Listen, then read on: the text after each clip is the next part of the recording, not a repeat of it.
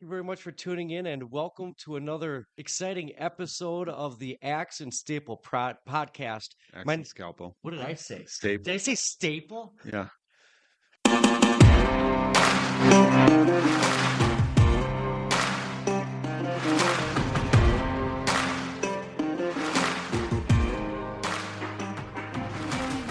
Thank you once again for joining us for another exciting episode of the Axe and Scalpel podcast. My name is John Philipper. I've dabbled in radio for over 50 years, and I have the honor to do this podcast with two very intelligent, wise gentlemen.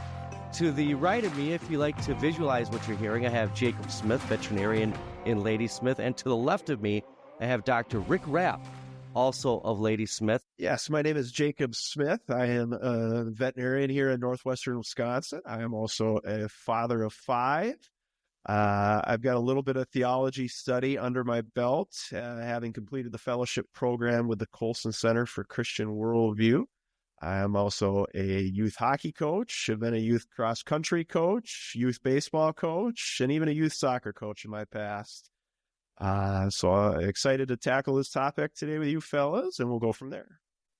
And I am Rick Rapp. I am a family physician here in northern Wisconsin. I give the legalese that says that anything I say from a medical standpoint is my own opinion and does not represent the opinions of my employer. I am a father of three. Just involved in church, involved in local classical Christian school as a volunteer and a board member. I've also been a Christian for a very long time and am completing the Theology, Medicine, and Culture program at Duke University, and have done a lot of my own independent theology studies as well.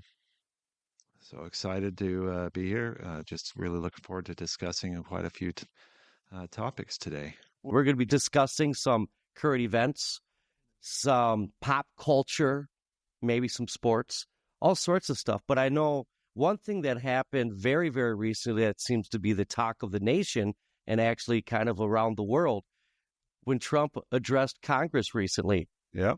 And if you happen to catch that, there's a whole lot of discussion as to things that he said that people agree with, things that people saw on there that they didn't necessarily agree with. And maybe we'll start out with you, Jake. I don't know if you had a chance to watch the whole thing, or what are some of your thoughts about it? I absolutely did, and I'm glad we started out with this, as this was like my favorite subject of the week. And I think it's important as we are kind of releasing, what we're doing here, or starting out with this podcast, to kind of talk about what one of our goals were. And I think you guys agree with me. And that's to talk about both sides of an issue, right? I mean, news is so skewed, and, really what we see in the news now is opinion-based television, one way or the other. And people tend to migrate to the station that they agree with most.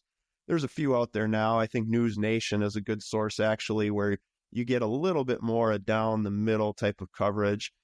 But I think part of this theme of Axe and Scalpel was to dig in a little bit and talk about both sides of an issue, and not just the superficial, one-sided argument, so to speak. And kind of one of the things I wanted to mention just for myself, and so listeners kind of have an understanding, is I kind of want to talk about my straight down the middle credentials, if you will. I'm not sure I have so many of those anymore, but the truth of the matter is I voted in 5 presidential elections. Yeah. And I've only voted for 2 people. And this might make my conservative friends have a heart attack, but the 2 people I voted for, I voted for Barack Obama twice, and I voted for Donald Trump 3 times. So I think that gives me credentials, at least in some people's eyes, to say that for a good portion of my life, I've looked at things down the middle a little bit anyway. And so for my conservative friends, before they have a heart attack, I think maybe you guys will remember this. Barack Obama, when he started out, when he was first a candidate for president, he had some fairly moderate views on the cultural issues. If you remember, he was kind of, I don't want to say down the middle, but he didn't have the kind of really hard left-wing views on abortion that maybe he developed over time, but certainly now the Democratic Party has now. He talked a lot about, I guess the mantra is safe, legal, and rare. He openly talked about reducing the number of abortions in our country. And then on the marriage thing, you can see there's interviews from him back in 2008 with Saddleback Church and Rick Warren, right? He's specifically talking about what he believes is traditional marriage and his belief in that. So he wasn't always a real hardcore left-winger that we associate with the Democratic Party today. And then on top of that, in 2012, you had the killing of Osama bin Laden. And I don't know, after that, I imagine, what do you guys think? Pretty hard for any president to lose an election. Yeah. After he ends up being the guy to take down bin Laden. But I think, like a lot of people, some people might say, well, your views changed because you grew up a little bit, Right. and became more conservative. But obviously, man, things have changed big time. And I think that, and the reason I say all that is because what you brought up here is the State of the Union, or the State of the Union that wasn't. Because a true State of the Union address is supposed to be after you've had some time in office. So Trump's was technically a joint address to Congress. Right. But what you saw there in terms of how the Democratic Party conducted themselves, man, that's why they lost a guy like me. Right. One thing you said that's interesting now, those conservatives that are going to have heart attacks. Yeah. I don't think they're going to have the one on you voting for Obama the first time. Yeah. Well, what were you thinking the second time? Now, if you don't mind me asking, what drew you to him the first time that he ran? Well, it was I viewed him as kind of a moderate, and then you get caught up in a lot of the hype, if you will, right? This is going to be our first African American president. He's got the Che Guevara type poster everywhere that says he's going to be hope and change, and everybody, especially when I was younger, you get kind of sucked into the momentum of that. But again, he was moderate. And the big thing that irked me from a conservative standpoint, though, is when you looked at John McCain, like, why wouldn't you vote for John McCain, right? War hero. But when John McCain selected Sarah Palin as his vice president, to me, that was like the first clear move into identity politics, right? And not I don't have anything really against Sarah Palin, for instance, but to me, it was pretty clear to everybody that he picked her for identity. And so that kind of soured me on him a little bit in 2008. 2012, I did not like Mitt Romney. I still don't like Mitt Romney. And again, Obama's coming off of, the killing of bin Laden, and it just still seemed like that was the more authentic choice, if you will. Yeah. See, now, Jake, I'm a little bit older, so yeah.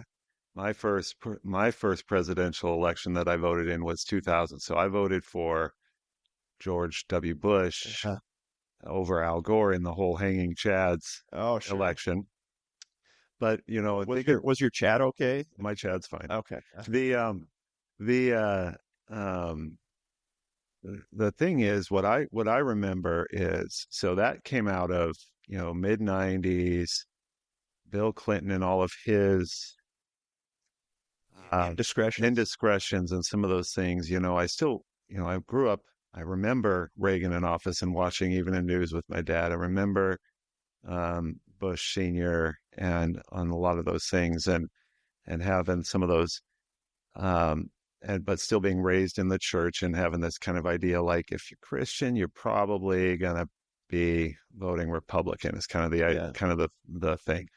So I voted for Bush the first time. I think I might have voted for Kerry the second time because I didn't like some of the things, even though it was far enough out. It might have been Bush the second time. I don't honestly remember that 2004 hero to him too. I know that was controversial. Yeah, he had some war hero to him. At that stage in life, I really was kind of like thinking, I'm not into all the environmentalism stuff as far as Christ, but I do feel like as a Christian, we're supposed to take care of what God has given us. I'm a kid from Colorado, for one thing. So, I mean, there's some liberal leaning on a lot of things, but also a little bit on the Christian side of, I see the Christian underpinnings of welfare type things and wanting some of those to care for your neighbor, care for the poor. So I think voted for Kerry. Then, Obama comes along, and it's this change agent kind of thing. Like, I've not been happy with where politics is headed. At that point, we're already seeing the divides really. And Trump took a little of that too. Yeah, that kind of. Yeah, you took that change thing. I'm in medical school for that one. I'm in Iowa. I got to vote in the Iowa caucuses for as somebody who was a politics nerd. Yeah. In my early to mid 20s, getting to vote in the Iowa caucuses, first in the nation, and go through that process and with some good friends and vote for Obama. And I don't necessarily regret it. It's like, I thought, hey, and I wanted at that time to see some of the change that was being proposed there. I didn't like where some of the Republican Party was, but then as you started to shift and saw the shift in that Obama really wasn't necessarily delivering on the things that he said. Yeah.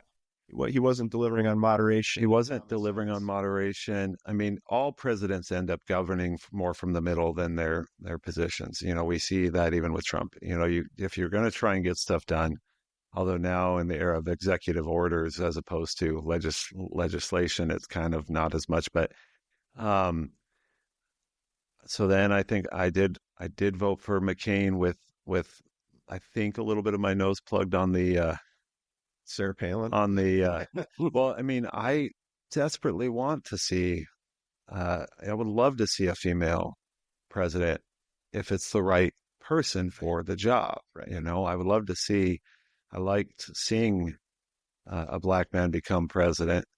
Whether or not he was truly qualified, still, but I want the best qualified person in a role like that. That's, and to me, we'll get into diversity, equity, inclusion at some point, but there's that.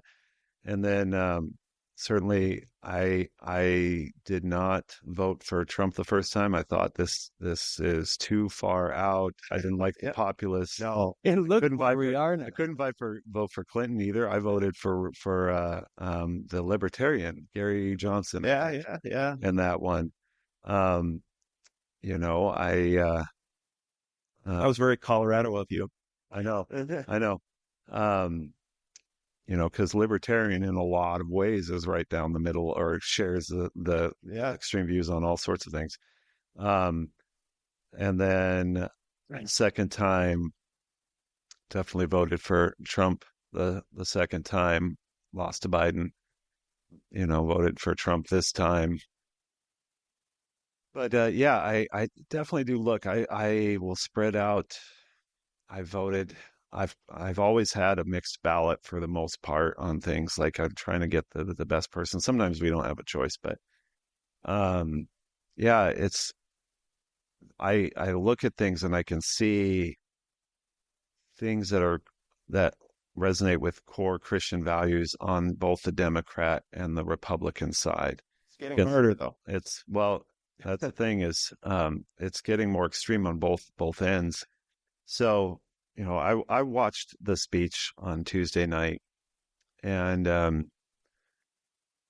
I saw a lot to be happy about, a lot of things that I'm not overly excited about on Republican things I could have done without the Pocahontas comment. Loved it. That to me, Loved it. That to me is just so unpresidential, and it's just childish. Well, it was doing the same. It was dipping into the pot the Democrats were scooping out of there. Yeah, it was the childish stuff. What I would have loved to see would have been like when he's talking about making peace in Ukraine. It's just to look at that right side of the room at the Democrats. Like, do you not want peace? Like, this is going to save, however many lives to get this done. This should have been done before. Do you not want peace? Do you not want this to stop? I understand you don't want us to work at all with Putin, period. He's the aggressor, oppressor in your critical theory thing. But you know what? To get this thing fixed, Ukraine's going to have to concede. Russia's going to have to concede. Ukraine has not necessarily used all of the funds and used things as well as possible. They have plenty of a history of there's things I've heard that a lot of that money is disappearing and it's not going where it's supposed to. Right. But even before that, I've heard some terrible rumors. There's been plenty of history of corruption. But yes, they were invaded. Yes, we want to help. The Christian ideal is I don't want innocent people to die. Absolutely. Right. I want to look out. But so you have that. I've never liked the partisanship behavior in the room in those talks. But it comes down to the special guests that he had. And that's where it went off the rails. Well, that's where I wanted to kind of touch base with you guys too, because it sounds to me so far that part of this podcast is going to be the differences that we see, the differences that we feel. And based on what both of you just said, it's very refreshing. You voted for Obama twice. You voted for him once. You didn't vote for Trump once. You voted for him every time that he was on the ballot. And that's when Trump was doing the address to the nation that showed the disconnect so much is party line voting. Right. For the most part, I believe everybody at this table wants to think that we vote for the person that we believe is going to do the right and the best job for the country. But what we got to see on television was if you are on the left or if you're on the right, you're going to call yourself a Republican. You have to do this. The tunnel vision. You have to stand or you have to sit. And that was the one thing that I believe most people are tuned off of when they watch those is it's great to see the evidence is right before your eyes. Yeah. The not standing on some things where I'd like to think that 100% of the people that have a heart, compassion, empathy, whatever, you're standing up and you're applauding the achievement or whatever that person was getting celebrated for that night. And I want to ask you guys, were you appalled? I'll just use the word. Were you appalled by the behavior overall by the Democratic side of things that night? For the most part, yes. And I'll tell you what bothered me the worst, and it's been the most controversial part of the whole discussion around this, was the incident with the young African-American kid with cancer, DJ Daniel, right? So the argument on the Democrat side, so the majority of the Democrats, it's on video, the majority of the Democrats sat for that. There was a couple apparently, I think there was a congressman from New York that stood. A couple of them were clapping in their seat, but for the most part, one side of the audience was standing and clapping, one side was sitting.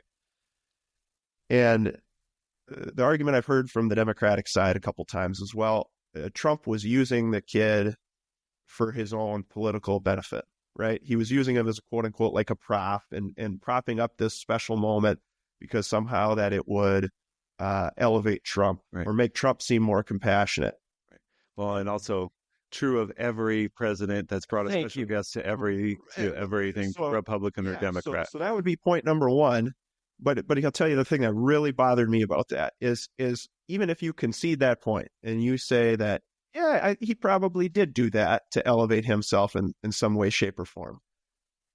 To the kid, to DJ Daniel, that had nothing to do with it, right? That was a moment, regardless of the politics behind it, that was a moment for DJ Daniel, a special moment for him and his dad. And in my mind, those people, regardless of the politics, they stole from the kid in that moment. Right. 13-year-old boy with cancer, they took away from his moment. It doesn't matter if they wanted to take away from Trump's moment. That kid didn't have an understanding of why how he might be being used or not used. But that was a special moment for him, right? You saw him hugging the Secret Service agent and everything. Like a lot of people got emotional during that part. And that's authentic. That kid experienced joy. It's good, true, and beautiful. Yeah, so with DJ Daniel, regardless of whether he was being used, for political purposes there or not, that was a moment for that kid. And it was a moment for that kid's dad. And because of that, everybody in that room should have been standing and clapping, right? And those folks, they took away from that kid's moment in my mind. Yeah. And to me, that's just, man, that's disgusting. Yeah, I think, and you look at it and you say, okay, I was trying to determine what were any other things because, and a lot of the other guests, I could come up with why you would not want to stand, in terms of trying to remain in solidarity to your base or your constituency and things like that. That's the one that I really couldn't come up with we're not going to stand except for that you're trying to say we're going to do this the entire speech period, end of story. The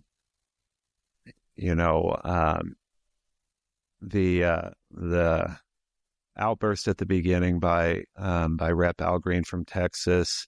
I don't even know what he said. Right, you couldn't even hear him or anything. I certainly, I can look back and be like, you know what, I would have loved to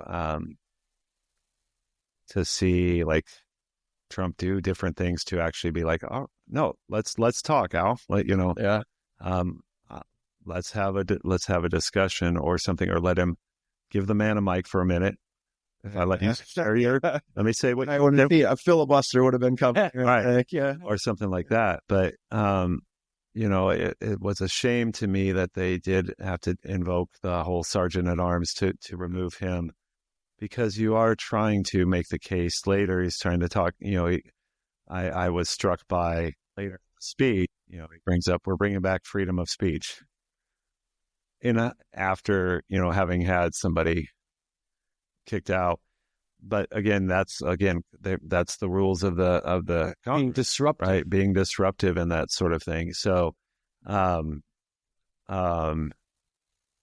so that's fair. You look at some of the other folks that are brought up. So, you have the young girl that was killed by an illegal immigrant at Georgia.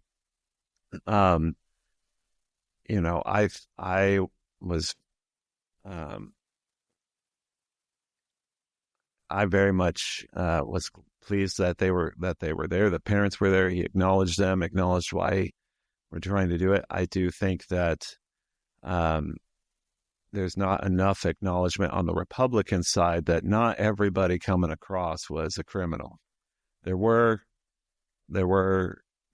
definitely some. There were people that were on terrorist watch lists. There were people from China, from other parts of the country that, they have absolutely good legal means. And that's my whole thing on illegal immigration is there are legal means to do this, to come into a country, right?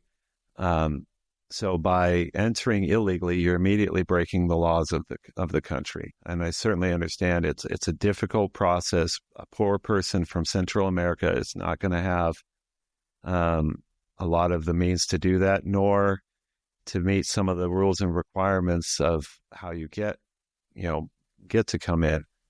But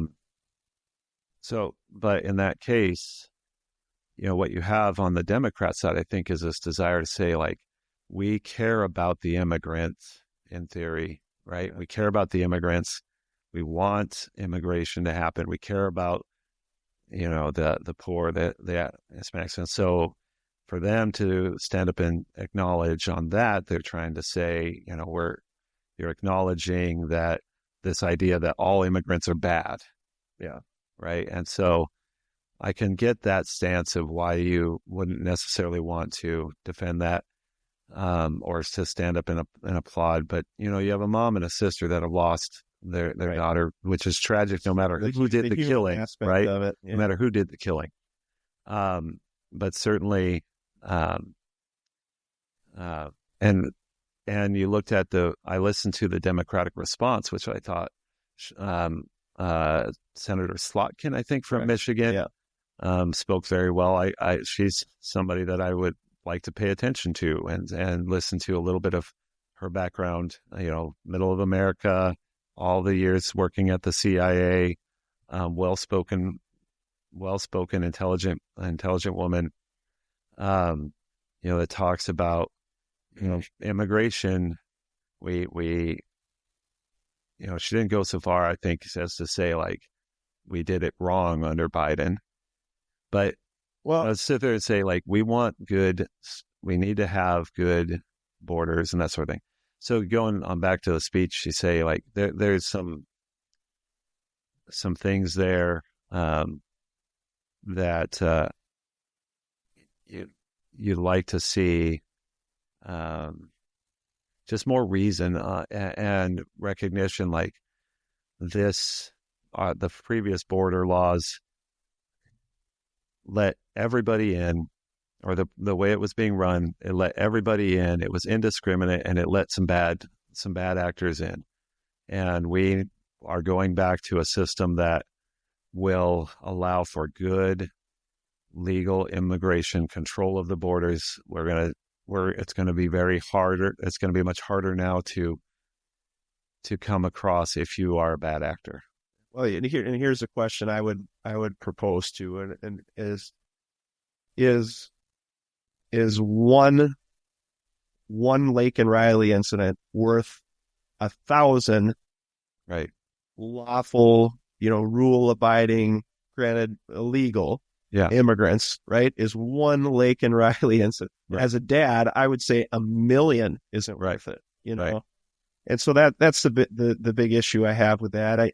You brought up the Slotkin response afterwards, and she seems like a fairly well-spoken gal. But the thing I would ask you guys here, and here's the thing I struggle with as somebody that has said, in my past, at least, I've been more centrist. Now, I lean conservative in my views.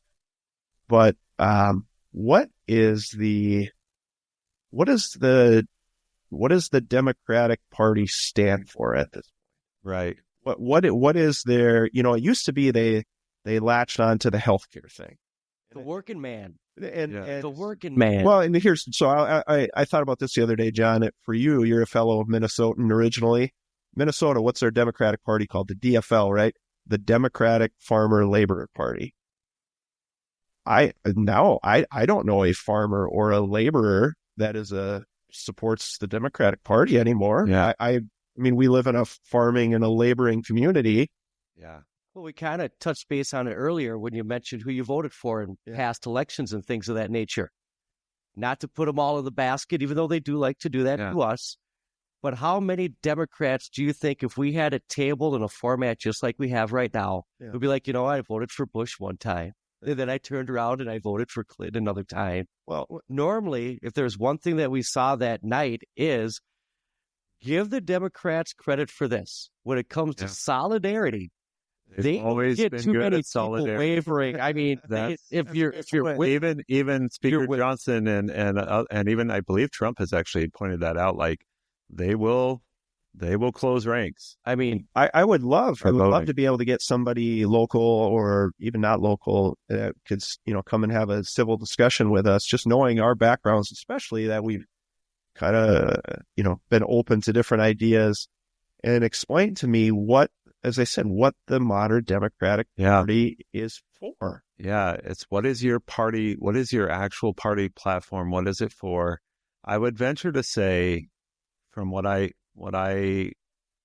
pay attention to, listen to, the people I have interactions with, which I do. I have a lot of interactions with people of Democratic background, even Christians that are Democratic through my studies at Duke. Do they just say, I hate Trump? Well, there's a fair amount of that, but it's so much of it is caring for what you would just deem as the oppressed. So again, go back to kind of that critical theory, critical race theory, this is like that we are for the woman who is found herself pregnant and not able to care for a child. We found ourselves for the kid that is struggling with their gender identity, and we want them to have options. We are for. So, therefore it's. So I think that's which. Those things don't. I mean, those things are nice. Those don't govern it. Right. They don't govern a country. So therefore, your foreign policy is dictated by. We are anti-oppressor. So they see Israel as the oppressor of Palestine. While they'll recognize that honest ones will say, Hamas is a terrorist organization. Yeah. These millions of people are stuck in this tiny strip of land called Gaza because of the oppressor nation that is Israel, that was basically forced upon the Palestinians in the 40s and 50s. This land was given by the broader world around as a thing. And so that, so no matter what Hamas did to Israel, it was a response to oppression, right? So, which you can see some points in that. But it still doesn't justify, October 7th and those killings, and then the taking of hostages and that sort of thing. But you have this underlying, why would somebody do that? Just like you say. So I think that's where I see this kind of the unifying theme in most Democratic positions is, caring for the press. So you talk about, or, the lesser known. So, well, and we could really get into that with folks, because the question that I would present, and then you start to get into theological waters is why care for the oppressed. Right. So that goes back to a human moral value, what we would call in the theological world, the natural theology, that we as creatures recognize value. Now, where you can then get in it, but it's also why on the Democratic side, when you're talking about things like abortion, why they have to completely erase the baby from it, right? Because if you're going to talk about a person, they can't talk about the baby as a person, because you don't have to think about it. You don't have to think about that. You're totally putting it on the woman, right? And so there's but that's how you have to think if you're wanting to think openly and honestly about both sides of things. You have to look at and say, where are they coming from, right? And so, well, that is a great thing, and I want to know you guys' opinion on this one. When we talk about both sides, I don't want to scare you with this hypothetical, because it's going to be scary when I say it. If Kamala Harris won, and she's having one of those things that Trump just had, same speech, what do you think would have been said during hers? What sort of people do you think they might have even celebrated? And my other question, the final question, is, do you believe if the reactions by the Democrats would have been mirrored, flip this whole thing around? Kamala's president, the Republicans are sitting there. That's a good question. Do you believe that the Republicans, same scenario, say we do have DJ Daniel, Laken Riley, the firefighter that lost his life during the Trump assassination. Do you believe truly that the Republicans would have acted the same way the Democrats did? Well, my smart aleck answer is right away is that they never would have had a police officer, firefighter, right? Or anybody like. Let's just say they have a kid that is overcoming cancer, and but they're that they're gay or something to that effect, sure. And they wanted to give this kid what they were dreaming of, even if it's something good and noble. I would hope, but I can't say 100% that there wouldn't have been similar things, because again, it would have been curated to touch as many of the diversities. So that they call those the intersections in critical theory. They would find a kid who is minority, transgender, something like that. Yeah. And then so they'd find with a good story, right? Yeah. And trying to celebrate. And so then you're stuck with, you want to applaud an amazing thing of overcoming cancer and getting, a wish like this kid, like, we're giving them a scholarship to this thing, right? Or something like that. But by applauding, our modern society says, and you are applauding everything about that person, right? It's like you're accepting the whole thing, which is a shame, because that violates my kind of Christian ideal that says, like, God loves this kid no matter what. God loves this kid. We are to love them. But at the same time, be able to have, as part of that love, to be able to call out bad behaviors that are immoral, or things that are not going to lead to their ultimate good. To call out sin where sin exists. That's what love involves is for people, but also to, wrap your arms around them and be like, oh, congratulate! I'm so happy you've survived cancer. I think you would have had some of the Republican usual suspects disrupting. I think you would have had the Marjorie Taylor Greens and the Lauren Boeberts of the world probably would have said something sarcastic out loud. You still would have had Matt Gaetz in the Congress, although at that, well, maybe not. He might have had to take a sign from stuff at that point. Sure, actually. So you would have had some of that kind of stuff. I doubt you would have had the goofy signage, and I don't. So, getting to the substance of the speech, I mean, certainly was the longest speech ever, and there was a lot of repetition in there. Pointing to things. There's one topic that's been up that I really have wanted to talk about. So it's U.S. aid. Yeah, as one of the big things. I'm a big supporter of the Doge idea of there is a lot of excess, unnecessary spending. We've got a bureaucratic state where, a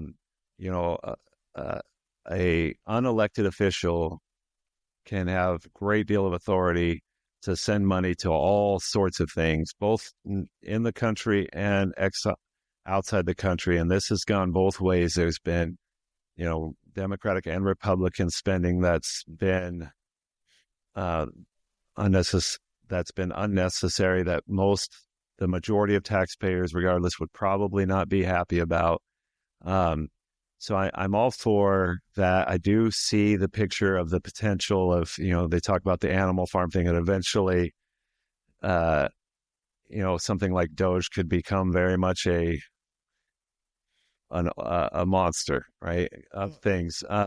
This goes back to me, though. It goes back to, again, what does the Democratic Party stand for? Right. It's right. The Republicans smartly have been playing in the last couple of weeks old videos of Joe Biden, Barack Obama, Bill Clinton, Al Gore, all talking, even Elizabeth Warren, all talking about the need to rein in government spending. Right. I don't know anybody who is against that. And right. Kind of been fumbling over this idea. Well, we want to cut spending. It's just Elon's not doing it right. Yeah. So that's not a position. Right. It's like we should be doing this legislatively and things. Well, that has not worked out. So I'm all for it. But there's certain things. So specifically, I look at, like I said, U.S. aid. So he went into great detail about what the U.S. aid, the waste, right? Yeah. The things that are ridiculous, right? Yeah. But what they don't talk about is that the vast majority of global medical missions stuff around the world is funded by USAID, not by fundraising by those individual missionaries and those organizations. So, I recently listened to a podcast, Christian Medical and Dental Association, which I'm a part of. They spoke to several, Christian missionaries that are heading up major medical missions work in various African countries. And they're basically like, the money's running out now in 2 weeks. Yeah. We will lose our ability to provide, they're the primary, so the country that used to be known as Lesotho, was that, I don't remember what it's called now, right? Used to be known as Lesotho, but it's on the eastern side of South Africa, the hardest hit country for HIV/AIDS. And this is not just because of like homosexual behavior, but it's something that still is an issue there because of people being born to other people that have HIV/AIDS, drug use, other things. I continue on this. I just want to interrupt for just a second and I want you to keep talking about this because what I want to just say here as you're speaking about this is if I was the Democratic Party, this is what I would zero in on right now. Like you cut off funding for all of these things. I would highlight this. I would be putting these doctors, I would be putting nurses that are involved with this on TV, and that's so all of these organizations around the world that are doing good work that we can affirm. I still have part of me as a citizen of the United States and a taxpayer that's like, why are we footing so much of the bill? I understand this little country probably doesn't have much of an economy. There's a lot of things there, but this is an area where we can and should be, looking as our responsible users of the resources that have been given to us as Christians in this world to help our neighbors in this world. I think that's a good thing. And so when they just indiscriminately shut off all of USAID, which right now there's stuff a judge that's trying to determine, can you just shut it all off? Do we need to fulfill our commitments, our contractual commitments? They did on that this week, that they just had to follow with some contract. Yeah, follow some contracts and things. But that's the sort of thing that, when you completely shut things off, you're going to do some damage, right?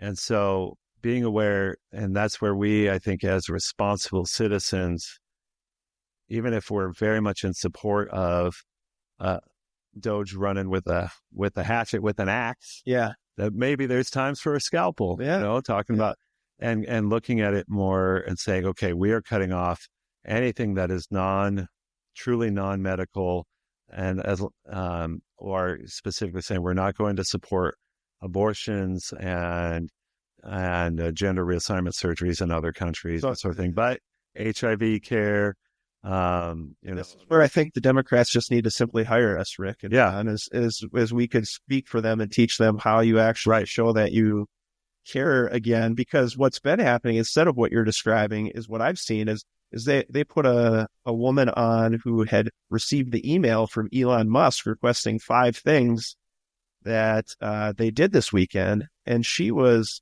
upset and essentially near tears because she felt oppressed by the fact that she had to list the 5 things that she did this weekend. Right. Why would you not highlight the people working in the environment that you're speaking of? Right. That are struggling. So that's, again, speaking to your base and your current ideal is this, and using this language, they're just all in on the oppression thing and this modern thing. Whereas sometimes I've gone the reverse and said, why are we as Christians not using some of the same language? Like, when you tell me I can't talk about Jesus, you're canceling me. I feel oppressed. Yeah. And it's like, you don't necessarily want to go there, but it's one of the reasons why I think actually there has been some openness and some return to people allowing certain things for Christians to do, is because there's at least this feeling like we can't oppress you. Well, it goes back to the feeling though of who is actually being oppressed, because what actually is oppression, right? Because it's this whole, it's all about feelings and emotions, which is... So I see the people sometimes that are marketed as oppressed, and I say, you're really not that oppressed. So I think we've done a good job talking about the speech and the president, and so then one local thing I'll bring up to you first, and Johnny, that we should include in our discussion on current events is the Tony Evers, what got published here this last week, the budget in the state of Wisconsin, getting rid of language like father and mother and husband. I don't know 100% the details on what he did there, but they had to know that was going to create an issue here. Right. Well, that's the thing that concerns a lot of people, is I don't think they do. Yeah. They're so black and white, cut and dry, that the thing that concerns me is they don't. They could be so blinded by whatever theory they want to embrace. They seem to come up with new ones about every week. But is it they don't know, or maybe they just don't care? They figure they can say whatever they want, and the guy is in charge. Maybe he has a good idea that something like this could go through. Have you even found anything that says that? Is this something that's voted on? I mean, how does something like this even end up coming into play? So to just kind of specify, so they're changing language to where instead of mother, it says the inseminated person. And then, father would be whatever parent or something like that. Non-pregnant parent. Parent. And again, that's confusing. That is confusing. And right. But it's trying to say now, in theory, if you have legal, multiple identity things, then the law and the language in the law does have to match that and allow for it. Okay. So from that standpoint, I could say, yes, I can grasp why you then need to propose this language and these things. It does border on just where's the common sense, right? Correct. And to me, it's just totally demeaning to women. Like, to me, I look at it, God, the crown of creation, the last thing created was woman. Yes, God created woman for man and woman to be united. She's named as a helpmate to man. We can go on to all those things, but I mean, woman to me is just the most amazing creation, and what the female body is capable of doing. Growing a human, women in the crowd just went, oh, Dr. I know. This is true. Gained but that's the thing, right? 100 new patients. But that's the thing and so much. Are you using them as props? I am using women as props. I am. But to sit there and say like, we're taking away the term, like the title of mother is not something I can ever have. The title of mother to me is probably one of the greatest things a woman can have, and most moms can do it. Not every woman has that desire in that heart. And sorry, Jacob, I had one of your dark humor moments. I'm not. Well, I guess now technically in the world I could find a way to become. I identify as a mother. This can be edited, of course, but yes, that's I know the you thing can is, never be a mother. Just let it out. I just don't. We're not those patients, John. You're seeing like. It's could like be an inseminated person, though. Well, that's a whole other conversation. If it's just having semen in your body, then well, that's like there you went all science on us. Yeah, go ahead. But just saying, for the group of people that for so long was like, was the feminist party. Like, it's just like you're just so anti-woman now. You're saying like, we want all of these girls to become boys. We want all these boys to come and destroy women, and just dominate women's sports. And we want, we want to take away all this language. We just take away this great ability that the thing that women have that men don't. This ability to have. Here's what this produced in my household this week, and this is honest to goodness true story. Is this news segment was running in front of my whole family. Yeah. And my 8-year-old son starts giggling uncontrollably and says to my wife, "Hey, Mom, you're an inseminated person." Right. Now, he has no idea what he's saying there, of course. I hope he doesn't. I have him in a faith-based school. But but that's the situation that we had to scoot around in my household. Mason's a dashing lad. Yeah. I want to see the first time he gets to maybe introduce himself to a girl's mom and dad. Yes. Just off the cuff.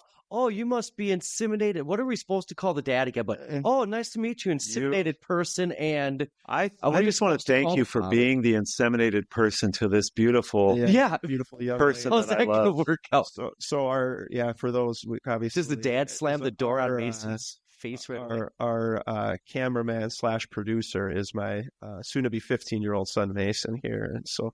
He's not giggling as much because he has an understanding of what we're talking about and just thinks it's gross. So. Well, and the thing is, they're not wanting to. You say, I don't know a single Democratic person that is saying like, no, we got to get rid of the term mother, period, from society. They're just saying, in this case, in the law, we need to have legal language. Yeah, that's his justification for it. Right. But it's because of the underlying moral confusion about male, female, that you have to come up with this. And it's like anytime you tell a lie, you have to then come up with more and more and more and more to do it or to justify your world when it really is so simple. There are men and there are women. Yeah. And again, maybe this goes back to why I should be the Democrats' conservative leader or influencer is I would just say, know your moment, right? Like what a dumb thing to do politically at this moment in time. Right. Well, and at some point we'll definitely talk through the transgender issue, the gender dysphoria, the truth there, and the struggles, and how we can have a good Christian, compassionate response to it. We need a new Mr. Rogers. Yeah. Yes. Yeah. We'll talk about neighbors today. Well, maybe we can take your career arc that direction, John. Yeah. It's off the ground. New Mr. Rogers. Well, what about an Iranian Mr. Rogers? That's great. Yeah. USAID can't afford that anymore. USAID can't afford it right now. Actually, when he was going with that list on all the spending and things of that nature, have you noticed that there hasn't been a rebuttal from the other side as to any of those examples that he made? There's not. No, not. I mean, I've been watching the CNNs just to see, is there any sort of... But here's the question. Why would you want, and I thought about through this, I went through those things I thought about. So you go to the Iranian Sesame Street, right? If you're trying to make a case that says we want to create media content that helps Iranian kids have, more of a worldview that might get away from some of the true extreme Islam, as opposed to, the good moral Islam that does exist, and you're trying to create and trying to say like that there could be a case for how you might do that. And I say you're talking about creating kind of a Western propaganda for Iranian kids, right? Something like that. I could see intelligent people, moral people in a boardroom discussing this money going to something like this, having that conversation, and you could come up with a case. The way it's being caricatured now, I still don't think it's a right thing, and I don't want my taxpayer dollars going to it. But because Iran, for one thing, Iran has money, right? Yes, we have sanctioned the heck out of them. They're poorer than they were, but they're not hurting like other countries are for creating of good children's content. Well, and then the other thing would be the content that would be spit out there, like the group you would say is meeting in the boardroom, would be based on the party in charge and the different moral system that so they're probably trying to. I haven't watched an episode of Iranian Sesame Street to know, but I'm guessing based upon what's happening in American. I thought it was Iraq. Iraq, maybe it was. But even then, like looking at our current kids content that's under a more leftward leaning control, it's promoting things that are not in conjunction with a Christian or what I would consider a life dignifying, life honoring moral ideal. So I wouldn't be able to support that, but that's what I'm assuming was on there, was some of that content trying to make the Iranian or Iraqi kid that is struggling with their feelings of sexual preference and maybe gender dysphoria, depending on their social media exposure and things like that. They're trying to help them feel affirmed, right? There'd be a lot of Muslim parents having heart attacks. I'm sure. Or something. Or you have, one Muslim parent that is not as orthodox or extreme. I don't know the right. You use that versus one that's more contemporary, Western, more liberalized, Westernized, and so we're going to do that. So anyway, so that was my big thing, is just talking about USAID. It wasn't all bad. It's majority of it was good, and it's been cut off because we're trying to weed out the bad. And there are spots here right now. They're trying to do a big splash with Doge. Axe, they're wheeling an axe, and they need to go back through with a scalpel. Well, the final stats on that whole episode, from what I understand, it was they're pretty much kind of promoting the LGBTQ type thing. And for one episode, I don't know if you caught that. No. That was for one episode. Oh, $20 million $20 million. for one episode. So I don't know what kind of CGI. Well, it takes a lot of money to make puppets. Well, you know, I don't know if it had some like Lord of the Rings type CGI in there or something, some special effects. For the Who knows? business, yeah. 20 mil sounds like quite a bit. The other thing I wanted to touch base with you boys is transparency. Okay. Now, one thing that speech that Trump did just do is a great example of transparency. Depending on what you want to see, what you don't want to see when it comes to that sort of thing is really up to you. But we saw how one side acts, another side acts, things of that nature. The Zelensky visit that Trump had very recently, I heard a lot of people that normally, I mean, I've heard the word come out of their mouths. We want transparency. We want transparency. When it comes to that Zelensky meeting, I heard a lot of people say, whoa, now that's something that should be behind closed doors. We don't need that sort of transparency. Right. I want to know your guys' opinion on that. What did you think of the Zelensky meeting and the amount that was aired so the people can see that? Well, I actually thought that I thought there was a little calculation involved all the way around. And so what I would say to that is I think when the cameras got turned on, they were all aware of it. And I think my honest opinion is I think Zelensky saw a moment to do a little grandstanding there and put Vance on the carpet. And I think that really ticked them off. And then I said Trump, as he does, then he saw that as a moment to kind of slam his fist on the bully pulpit there. And don't have a good position. And let everybody know. Position. You know, and maybe he came across maybe a little bullyish at times, but he saw there was a window there to let that guy know in front of the world who's in charge here. Yeah. Right. And I do think Zelensky saw an opening there to try to put Vance on his heels. Yeah. In regards to the diplomacy question, you know, basically what he said is how do you have diplomacy against a guy like Putin? And kind of call them out on the carpet for never even having been to Ukraine and being on the ground. And he's got a point there, right? I mean, obviously, if you're over there and your feet are on the ground, you have a little bit better perspective of what's actually happening to the Ukrainian people. But I think that was a poor choice on his part to take that moment to kind of needle Vance. Well, and I know so. Having paid attention to politics for a long time and listening to others and listening to people who have been, you know, White House chiefs of staff and things to that effect. And they said the fighting and the arguing is not unique to this situation. Yeah. That's usually the meeting before they come out and they have the cameras turned on. Yeah. What was unique was that this happened in front of the camera, and I actually applaud that it did. I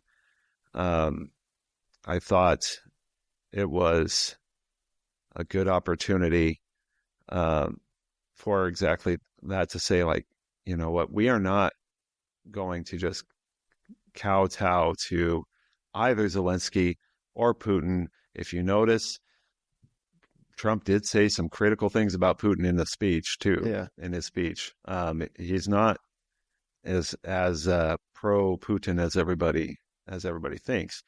What he is trying to do, and he's basically trying to say, you have to come to the table. Like the previous administration was basically give Ukraine whatever they wanted. Just give it to them again. And he's basically, you're not in a position, like, what is your end point? What is your plan? You know, what is this? It's this recognition at this point that the U.S. is in this. We're going to help, but there is going to be an end point. And so I really appreciate it. I'm ready to see it come to an end myself. Yeah. And would I have loved to see Ukraine never be invaded? Yes. Would I love to see them somehow push all the way back, win back, not just what they lost in this part of the war, but the original Crimea. the Crimean Peninsula? absolutely. But the situation is, to any sane, rational observer, is this is a stalemate. Russia could have gone back. They could have done things differently in the get-go and maybe have gotten more force in at first. They really thought they were just going to walk in. It was going to be a walkover. But at this point, so many thousands of people have died needlessly. They're going to continue to die unless something is put an end to it.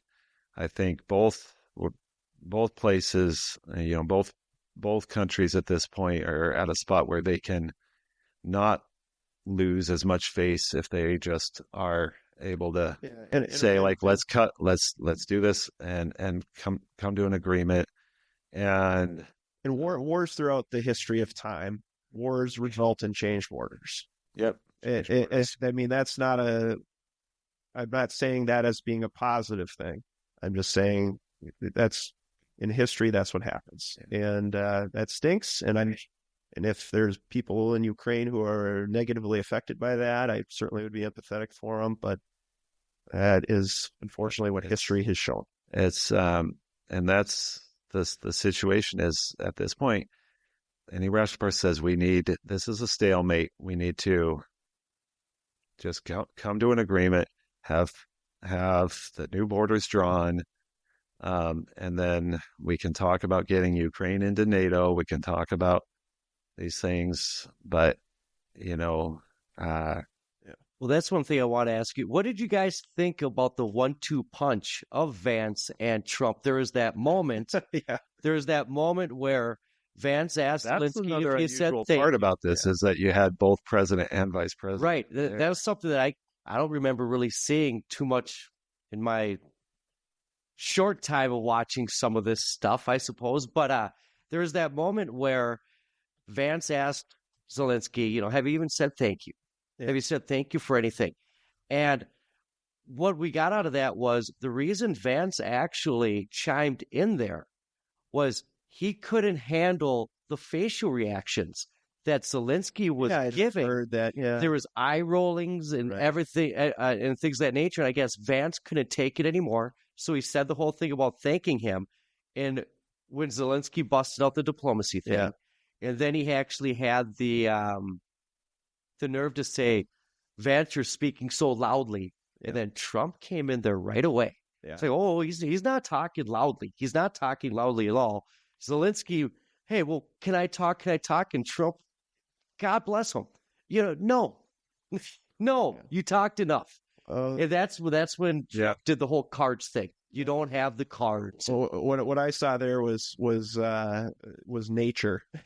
And what I mean by that is, Vance is positioning himself for 2028, by kind of being front and center on some of these issues, which he should be, because I think he's very well spoken, and he might be the best candidate, in 2028, at least on the Republican side.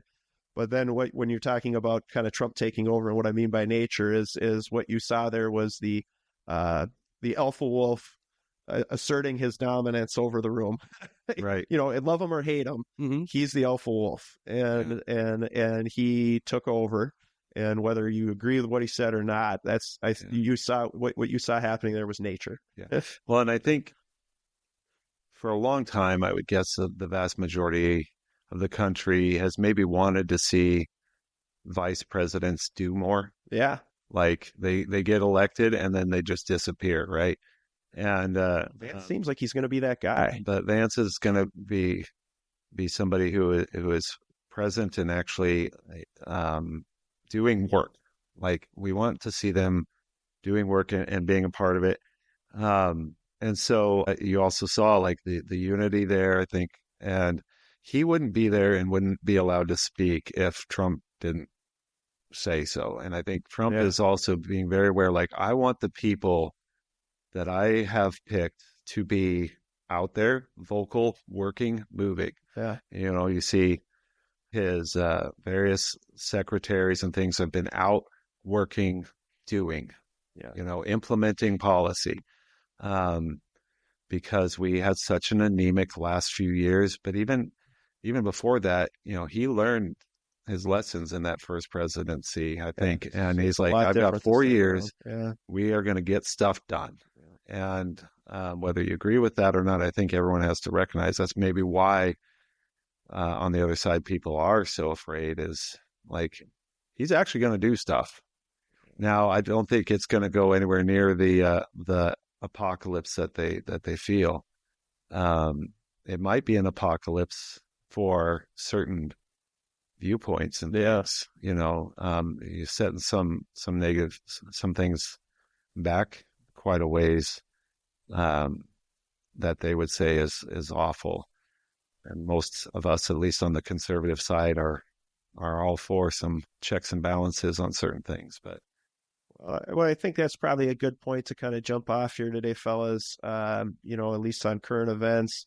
Anything, I guess, what we kind of can wrap up our comments here. That, the thing that I would say in kind of wrapping up today's discussion would be, man, if we have anybody who ends up listening to this that is on the Democratic side, or friends or family or full alike, and you would love to have a civil discussion with us, I'd love to entertain that, because I know there's some local folks that I really want to, because I think it would be so good. Yeah, because the purpose here is not to sit and argue and be contentious, but I have legitimate, honest questions about the direction of the modern Democratic Party, and I'd be curious to hear from somebody who is involved, and if they could convince me to go back across the aisle in 2028. Right. So, and how are they going to reach out to not only to Christians, but even just people who have a Judeo-Christian foundation? Yeah. Is that completely lost? Yeah. Because, could there ever be a pro-life Democrat again? Yeah. Yeah. And some of those things. So with that, guys, I just, I'm so grateful. Thank you all for listening. Please rate and review this podcast on your podcast app. Give us a 5-star rating, thumbs up. Please share. We greatly appreciate it. If you have any ideas of things you want us to discuss, or guests you want us to bring on, please send us a message at axandscalpelmedia@gmail.com. And as always, I want to just end our time here just with a blessing. May the Lord bless you. May the Lord keep you. May he make his face to shine upon you, and may he bring you peace. And while we have a lot of fun talking about all of these issues, we do want to step back and just have a good masculine moment, talk about some guy things. And so, with that, here comes the first Masculine Minutes. Oh, other cuts on the masculine front. All right. Best, truly guy movie you've ever seen, Jake. What's your favorite? Oh boy, that's the best truly guy movie. There's a couple here. I go Legends of the Fall, or I'm a big Last Samurai guy. Thirdly, all right, go with. What about Goofy? You have to go Braveheart. Okay, what about goofy guy humor? Think. Wait, hold on. Legends of the Fall. Legend. Wasn't that a sappy movie with Man, it's got fishing, but it's got it's you just fast forward to the end of that movie, and you will see the most masculine way to go out of this world that's ever been. Yeah, I'll leave it at. All right, so on the goofy front, like this is just dumb humor guy movie.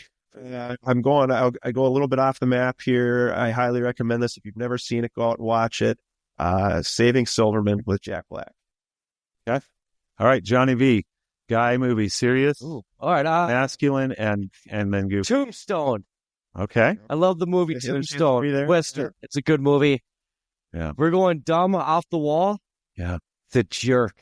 Oh, The Jerk. Steve Martin. A little bit classic. The Jerk. You're aging yourself. Oh, hey, it doesn't. A little bit. I'm not. It doesn't. The age that I saw that old. Surprising that one maybe hasn't been remade. I don't know, but he was raised a poor black child. All right. Yeah. So I definitely think I have the Braveheart, I would talk about things like A Field of Dreams. So some of that era. For me, like fight scenes, there's nothing better than Russell Crowe and Gladiator doing the 2-sword head cut off. Okay, yeah. I think that's right there. that kind of gets you a bit. But if I'm on the goofy front, man, Monty Python and the Holy Grail has just got some things. Yeah, I mean, you also have like way younger and hipper.